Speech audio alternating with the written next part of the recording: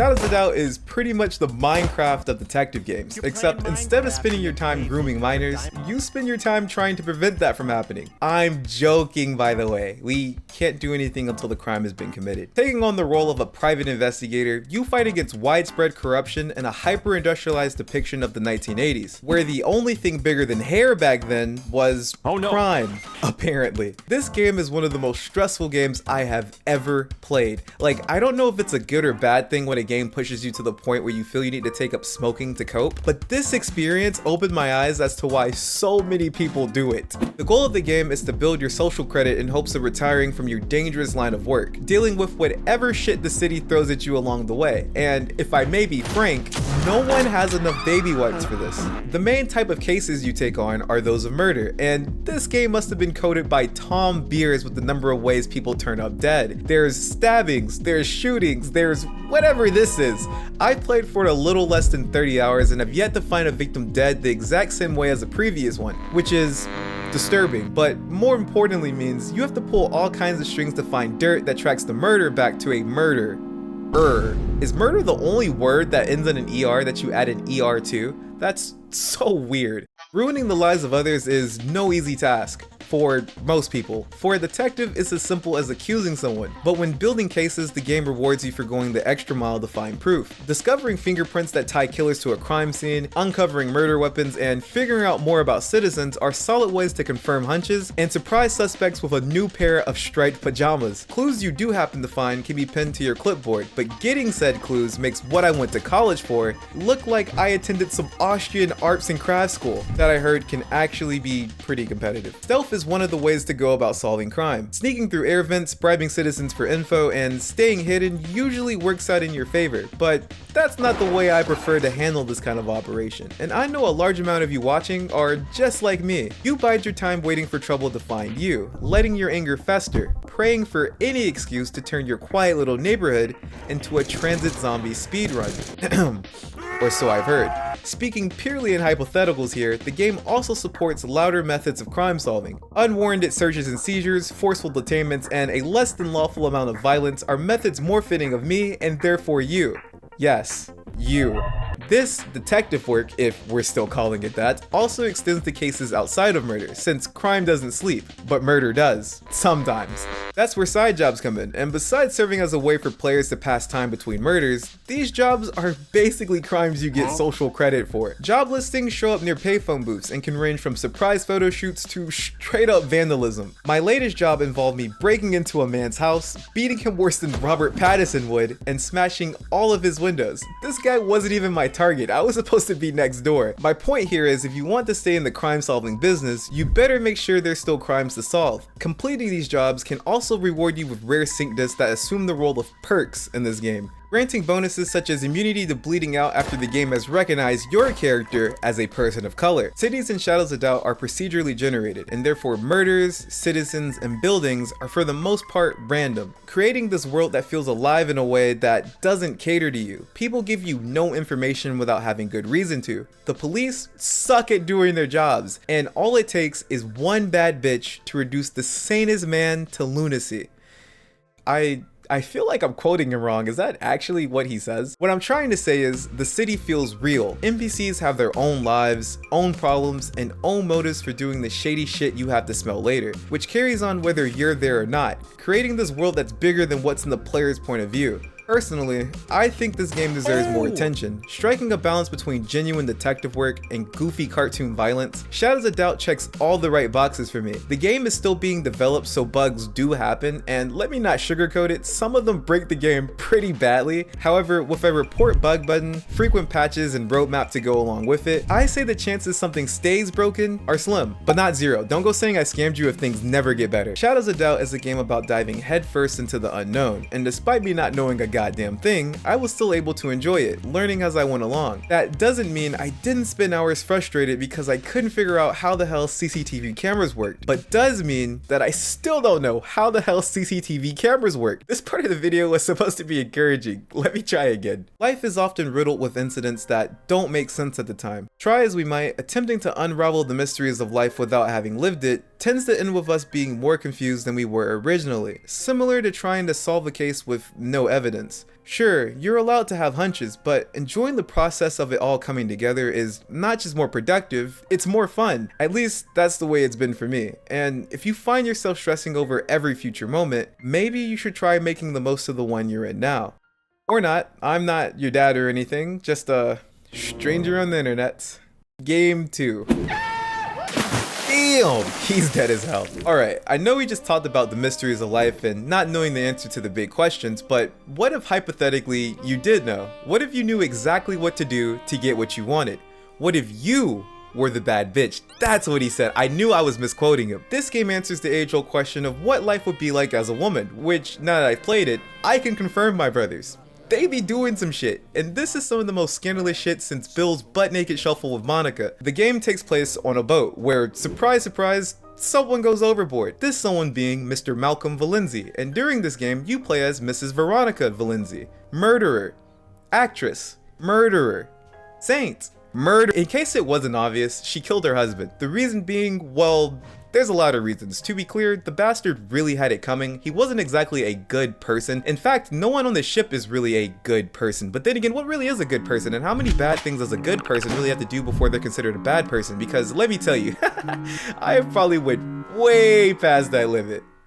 Anyways, the passengers in this game are, for lack of better terms, horrible people. I completely get that everyone has something to hide. For example, I practice what my ultra combo would be while in the shower, just in case I ever get put into a fighting game. But that's nothing compared to the cemeteries in these people's closets. To be completely honest, the whole murder your husband thing even seems meh compared to some of the unsavory secrets that snuck on board. Let's take this guy for instance. Mr. Carstairs appears to be a distinguished English gentleman when you first meet him at breakfast, and although he may have a weird obsession with shoveling sausage into his mouth, he doesn't strike me as a person with much to hide. He plays cards, goes for strolls on the top deck, and never shies away from friendly conversation. Then he pulled a gun on me. You see, Carstairs is actually a spy, and coupled with his double life, has a secret lover, who happens to be a German stowaway. And since this game takes place during 1935, being German wasn't exactly a perk you wanted on your limited 46 chromosome loadout, but I digress. Carstairs is only one of the 7 people on the ship, and although his situation might be unique in the sense that he has a lot going on, it becomes not so unique when you find out everyone has a lot going on, including you. With 8 hours standing between her and freedom, Mrs. Valenzi has to find a way to avoid being penned for her husband's murder. This is where you come in, but in order to keep her, and therefore you, out of prison, you're gonna have to come up with a story. One so good that it not only acquits you of murder, but also pins the body on someone else. This game happens to also be a visual novel, and as someone who didn't pass very many AR tests back in grade school, the chances I didn't get a new roommate in 8 hours were slim. Pretty much every choice you make in this game affects how believable your story is, and consequently the type of ending you'll get, with there being 3 main objectives guiding you towards an ideal one. This game is different because instead of being a normal detective and solely investigating others, you have to also investigate yourself. You get thrown into one of the most random situations ever, not only sorting through the crime of some random woman, but also navigating an unfamiliar ship with even more unfamiliar passengers. The way things are set up, you will almost always fail your first time playing, and while I have mixed feelings regarding this concept, Overboard does it well. There's a large amount of secrets on board the ship. Be it love letters or condemning evidence, you're forced to try new things to gather information, which may get you sent to the nice hotel with bars on the windows. Didn't hide your big bottle of pills? Well, the maid found that, and now no one believes you aren't some drugged bimbo. Go to jail. Did you smother an old lady? Go to jail! Did you seduce the captain and sit through a lust-filled narration comparing sex to steering a ship in close waters? I think we can allow that, yeah, good job. I successfully pinned the murder on someone else during my second playthrough, only to find out one of the passengers knew about the murder, and is also into blackmail. Besides Veronica. I didn't find out who it was until my 24th run, but oh boy, when I finally found this bitch, I went to jail. The thing about this game is that even if you know about a problem, a reasonable solution is not always apparent. In fact, the person that appears to be the most obvious choice when framing someone for the murder is not even the person you should be framing, despite her having an affair with your husband. So anyways, I started framing the bitch. Not for real though. This game deserves more because it forces you to overcome your fear of failure. It's virtually impossible to get the true ending without failing a shit ton of times beforehand. I'd say in this aspect the game parallels life in a way, and while I may not be a murderer, Yet, I started to relate to Mrs. Valenzi the more I played as her. Being someone filled with dreams and aspirations is a beautiful and dangerous thing. The same dream that you pursue with all your heart also runs the risk of ruining your life as you know it. But that doesn't always have to be a bad thing. I mean, I know in this context it is a bad thing, and I'm definitely not telling you to murder your husband. I was just saying change isn't inherently negative. I like to think of Mrs. Valenzi as someone who embraces change. Albeit in a somewhat impetuous manner, she decides that her current life is not one that she enjoys enough to keep. Paired with a lot of hard work, she effectively changes the trajectory of her entire life. Disregarding the fact that she is doing this work for all the wrong reasons, a person who is willing to risk everything in pursuit of something greater is bound to succeed. Yes, you will get hit with setbacks. Yes, you will need to restructure your approach. And yes, you will fail more times than you originally thought was possible. But none of that really matters as long as you consistently and intentionally push towards your goal. Because is it really failing if you learned how to win from it? Man, giving out good advice is hard. Like, I know it's probably bad to give out bad advice, but if I don't, then who will? It's like, now that I've given out all this good advice, I feel the need to give out twice as much bad advice to maintain the balance. There's always going to be someone giving back to the community. What we really need is someone to take away from the community. And I'm starting to think I might be that guy. I say all that to say, bad advice video coming soon. Sub so you don't miss it. I want to take this time between games to sort of reflect on why I decided to make this video in the first place. Aside from a few popular titles like Danganronpa and the Ace Attorney series, I hardly ever see the detective genre advertised. And you don't exactly need to be a detective to see why. The darker noir vibes and slow building mysteries aren't exactly as marketable as pirated Pokemon or Call of Duty Black Ops 17. That's not to say those games aren't amazing in their own right. The point I'm making is they're easier to market, largely due to people being able to easily comprehend their gameplay narratives at first glance, which kind of goes against the whole detective gig, where the story is shrouded in mystery, therefore forcing players to invest time and money into a game with a narrative that might be shit. This probably correlates in some ways to social media destroying the idea of delayed gratification, but this video is kind of on the biggest social media platform ever, and I'm kind of in the process of coming up, so I'll save my shit talk until the bag starts rolling in, but you can see my point. The detective genre is one that is very much slept on in today's social climate, and during the process of making this video, that has only become more apparent to me. The two games we just talked about are more on the normal side of the detective genre. Well, I guess this one could be a little strange at times, but for the most part, there's nothing supernatural going on. Just the classic, this city is eating itself, and not so classic, I have daddy issues but so do the rest of you tropes we've come to know and love. What we are moving into now is the side of the detective genre that intrigues me the most. I love it when game devs dabble in the occasional defamiliarization, which is basically the practice of taking something and combining it with something else to gain a new perspective on that original thing. We see this all the time in media with concepts like mermaids or black people being mermaids. Too unfamiliar. The detective genre is no different, and I find that some of the most interesting shows and, naturally, games are a little bit on the stranger side of things. The next series is one composed of 2 games and represents what happens when devs try burdening the detective with dealings outside the realm of normality, a complete shift in what was previously thought to be real.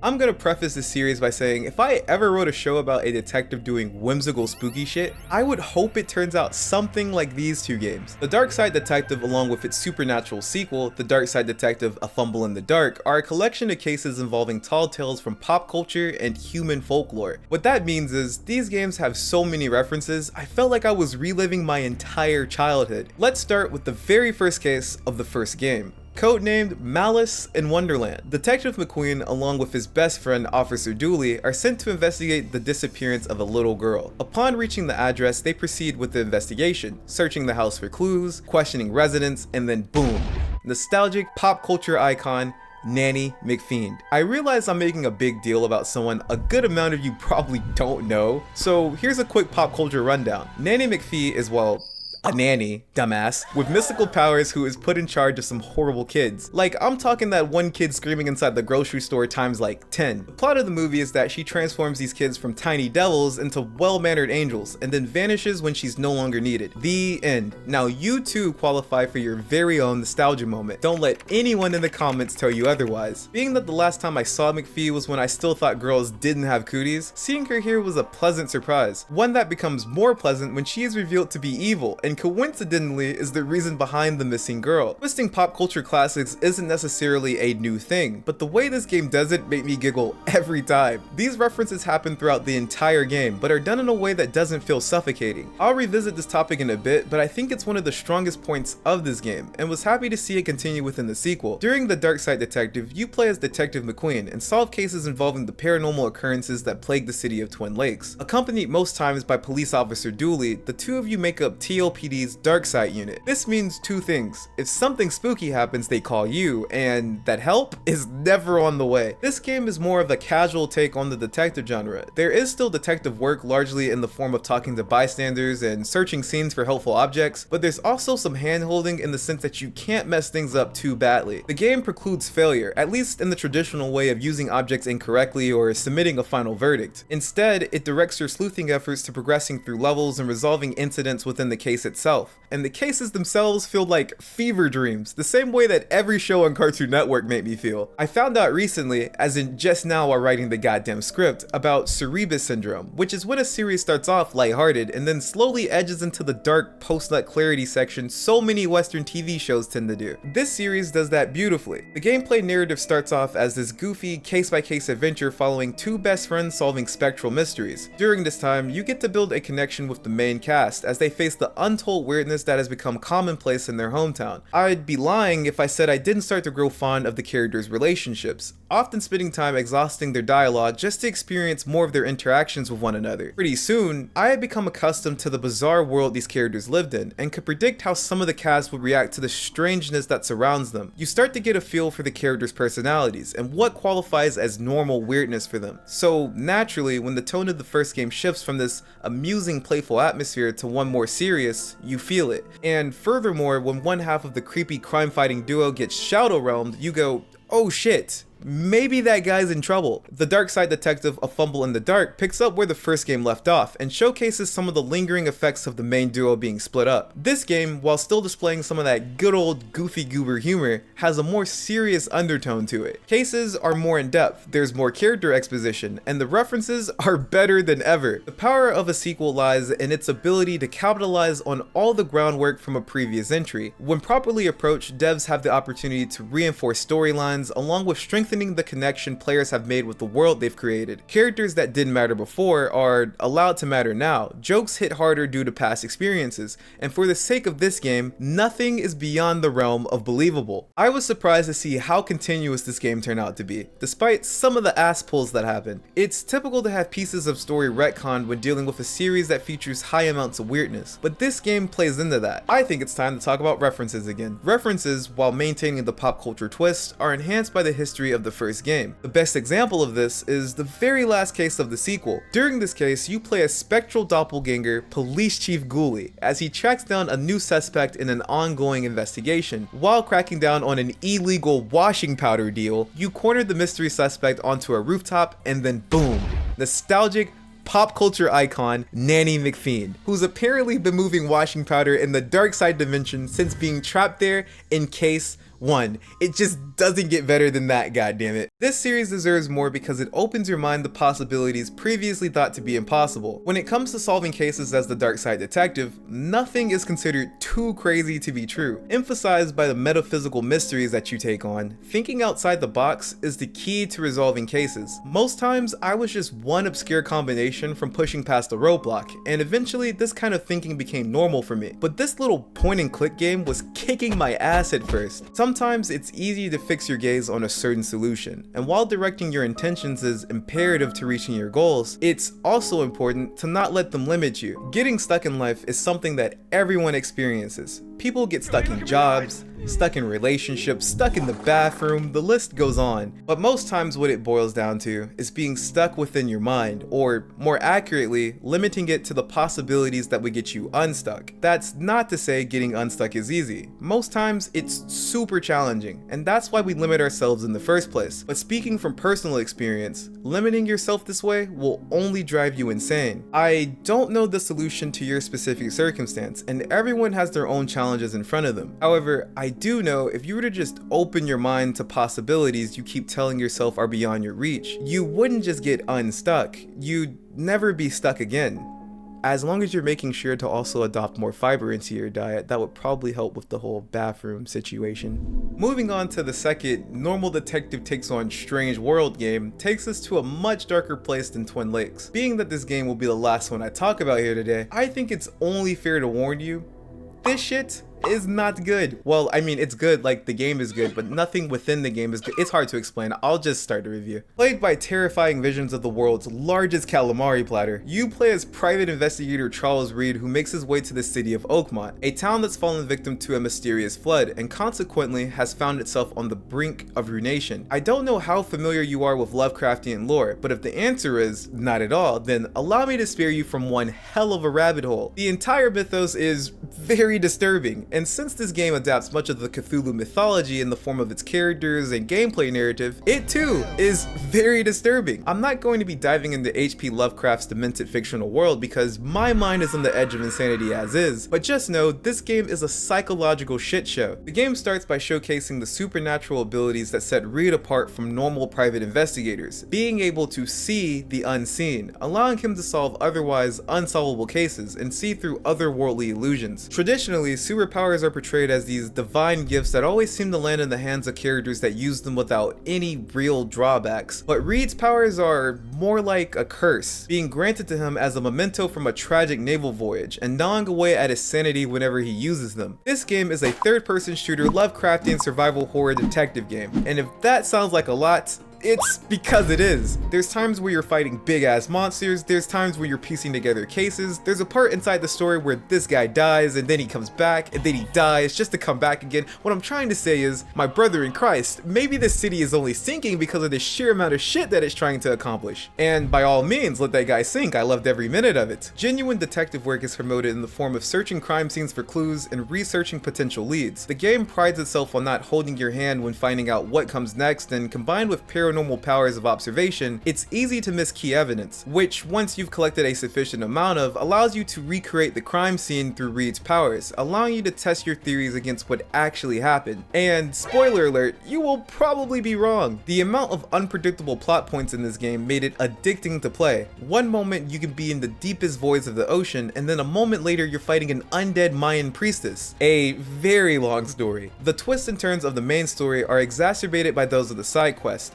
However, there is one thing that every story has in common. Whether it's essential to the main plot or is just some optional side quest, every storyline begets tragedy. The first mission has you track down the whereabouts of Giga Gorilla's son, just to find him very much alive. Yep, nothing to see here, he's fine, I promise you YouTube, he is doing great. This case concludes with you finding the man behind the murder, and his explanation of the events. Whether you believe him or not, this leaves you with a choice to either turn Fisherman in, or spare his omega-3 filled life. I want to highlight this part of the game in particular because I feel it separates it from other titles I talked about here today. There was never a moment during this game where I felt like I was doing the objectively right thing, except when I shot this Imperial Grand Wizard guy. Another very long story, but that's not the point. From start to finish, this game has you make gruesome choice after gruesome choice after gruesome choice. And the thing is, you never get validation. There's never a, hey, you did the right thing here, or wow, good job not giving that mentally ill woman at the asylum bullets for the gun she found.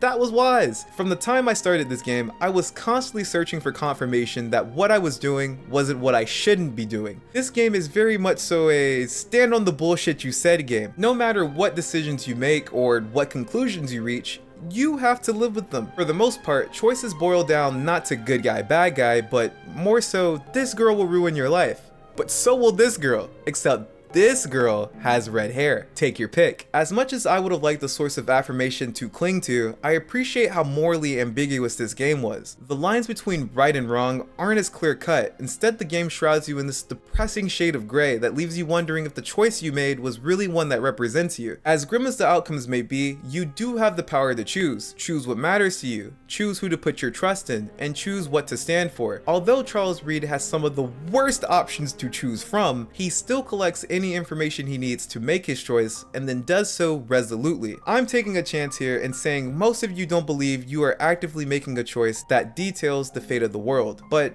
that's not entirely true. The decisions you make daily decide the fate of your world, and more often than not also affect those around you. I'm not trying to put this immense pressure on you, I'm just informing you of the power in one's choices. your choices. For a very long time, I went through life believing that I had no say in anything that happened to me. I got a degree that I kind of hate. I was in a relationship with someone that I wasn't truly happy with, and for a while, I made content that I felt I had to create. I get this is a bummer to hear at the end of a pretty goofy video, but all I'm trying to say is choose to make the most of every moment. Choose to change the course of your life. Choose to not limit yourself, but most of all, even with no sources of validation, consistently choose you. I can see how this video comes off as this big call of action to play more detective games, but that's not exactly what I was going for. When I made the choice to dive into this genre, I didn't know what to expect. I had no idea if I would enjoy these games or if I would interpret some sort of hidden message from them. I just took a chance on something I was interested in and decided to share my interest with you. Recently, everything in my life has been showing me there's no right or wrong way to do this shit. The way that I see these games might not be the way that you see them. If they seem too slow and dull for your taste, then disregard them and take a chance on something you find interesting. For the foreseeable future, I plan on chasing my interest, and if that sounds interesting, consider subscribing. And if this video interested you, consider liking it. I also made a video about my interpretation of a personality test administered through the actions of a sad robot girl. You might enjoy it. Regardless, you can't stay here. Well, I guess you can technically, but yeah, laters.